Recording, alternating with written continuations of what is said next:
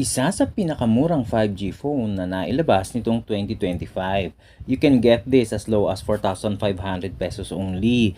Less voucher na yan at natimingan mo to its lowest price in Shopee. Maayos naman siyang dumating dahil well protected ng ilang layers din ng bubble wrap. And I'm surprised kasi may power brick pala na kasama. Akala ko kasi charging cable lang ang included. Ang nakakatuwa pa nito is that this really feels premium. May weight siya or mabigat-bigat which indicates solid quality ang loob nito. And of course, andyan yung usual stuffs like SIM ejector pin, charging cable, and user manual. This review nga pala is focusing only on its 5G connectivity ha.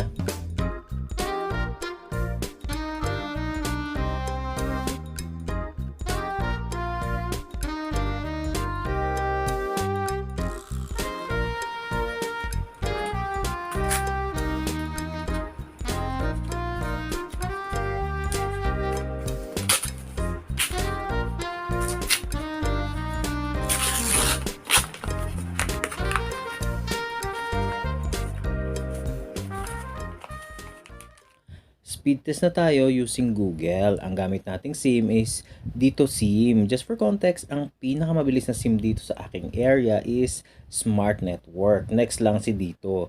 So si Globe almost non-existent. Again, just for context, Dito is not the best SIM but doable if 5G ang package or yung niload mo. So let's just repeat this speed test just to provide ample information. Again, nakasubscribe yan sa 5G package ng Dito SIM. And as you can see, napakabilis niya. Even if Dito SIM lang ang gamit natin, it's really an impressive feat. Especially if you were able to watch our Tecnospark 10C phone review na kung saan makikita nyo kung gaano kabagal ang internet dito if we are using 4G only or yung LTE. But now, well, look at that. Kung yung 20 Mbps mataas na for us, imagine that speed of more than 100, diba? So legit guys, it's advertised as 5G and it definitely works as 5G.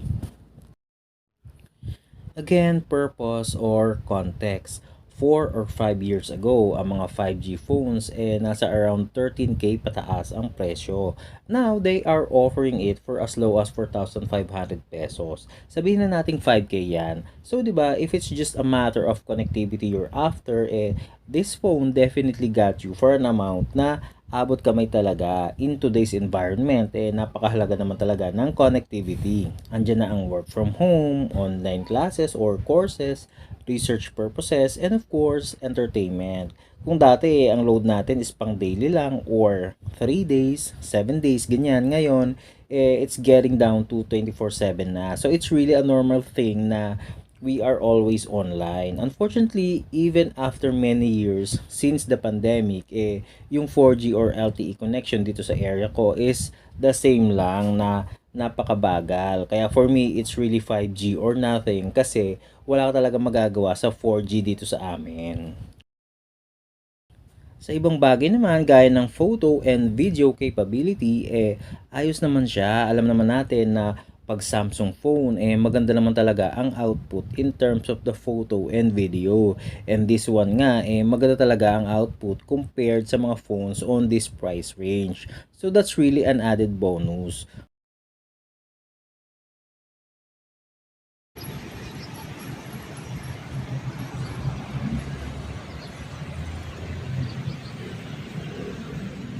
Although simple lang yung interface niya, andun pa din yung pagiging concise. Meaning, yung basic needs mo andyan naman like professional settings, slow motion, panorama, etc. It's even more than basic if you ask me. So aside from having no issues sa photo and video capability, it's on the good side pa nga.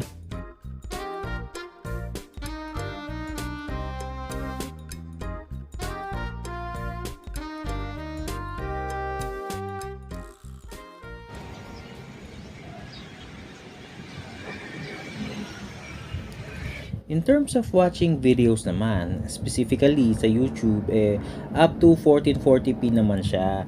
Another good thing is that sa ganitong presyo, ang ganda na nung quality nung sound niya. Ang comparison ko dito is Tecno Spark 10C, Itel P55 5G, Poco, at Smart Blade 5G.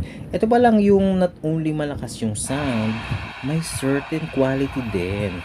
So yeah, kind of really on a good streak right here for this phone.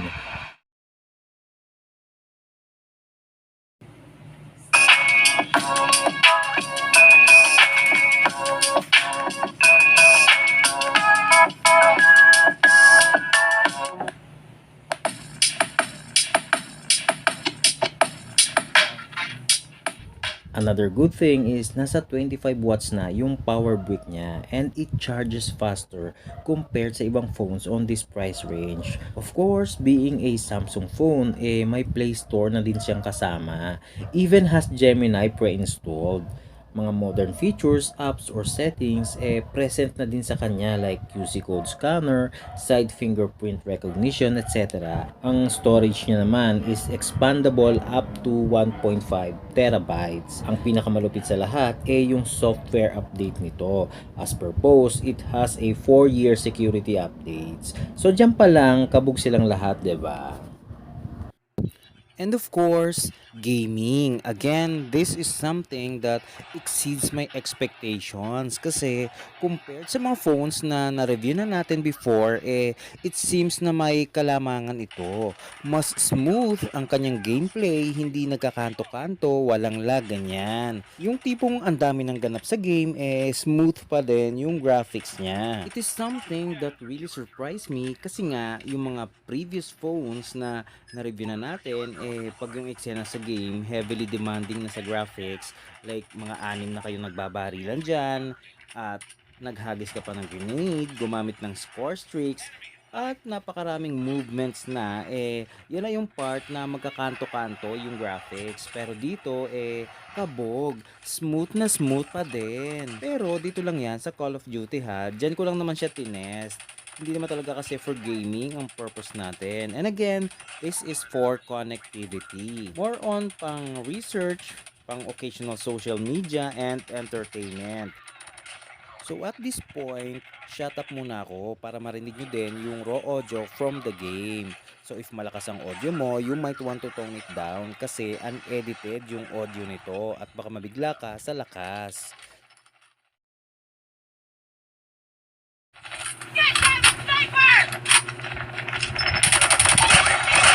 Standing by. UAV recon is standing by. Friendly hunter-killer drone deployed.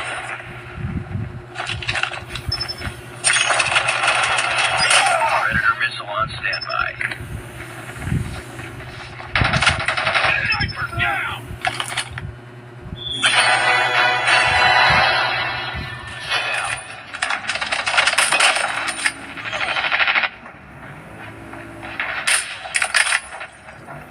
Tango down!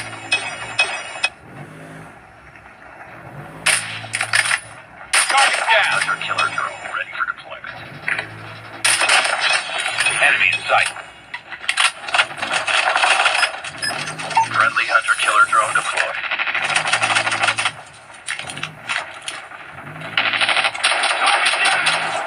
So now, punta naman tayo sa mga the not so good aspects. Actually, wala na dapat tayong mapupunang negative side kasi nga napakamura naman talaga. Kumbaga, given na yon na at this price point, definitely it's lacking certain things.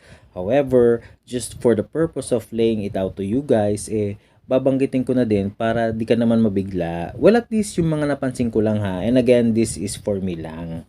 Okay, so good thing na dual SIM naman siya. However, if you have a micro SD card installed, hindi mo na maisasaksak yung second SIM mo. So, it's really a choice between using two SIM cards or one SIM card and a micro SD. Next is that it doesn't come with a free case or tempered glass. Di naman siya sa negative pero baka lang kasi mag-expect ka lalo if sanay ka na sa mga Itel or Tecno phones na may mga free cases or protective coverings na included. So, mag-order ka na lang sa Shopee if you want those para pagdating ng in-order mo na AO6 5G, ready to use na.